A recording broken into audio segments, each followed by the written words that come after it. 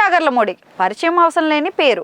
గమ్యం, వేదం, కృష్ణం వందే జగద్గురు, కంచె వంటి సినిమాలు అయితే తీశారు. వాటి బాక్స్ ఆఫీస్ ఫలితాల సంగతి ఎలా ఉన్నా కానీ క్రిష్ పై గౌరవం పెరగడానికి అవి కారణమయ్యాయి. ఆ తర్వాత బాలకృష్ణ 100వ సినిమాగా గౌతమిపుత్ర శాతకర్ణి అనే చారిత్రాత్మక సినిమా తీశారు క్రిష్.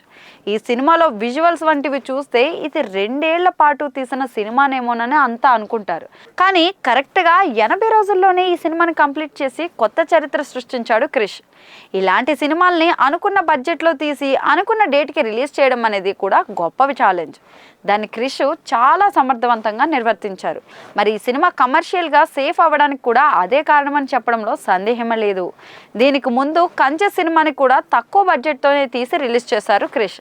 అందుకే ఎన్టీఆర్ బయోపిక్తో డిజాస్టర్లు ఇచ్చిన పవన్ కళ్యాణ్ ముందుకొచ్చి మరీ హరిహర వీరమల్లు చేసుకునే ఛాన్స్ అయితే ఇచ్చారు. క్రిష్ దర్శకత్వంలో పవన్ కళ్యాణ్ 27వ సినిమాగా ఇది ప్రారంభమైంది.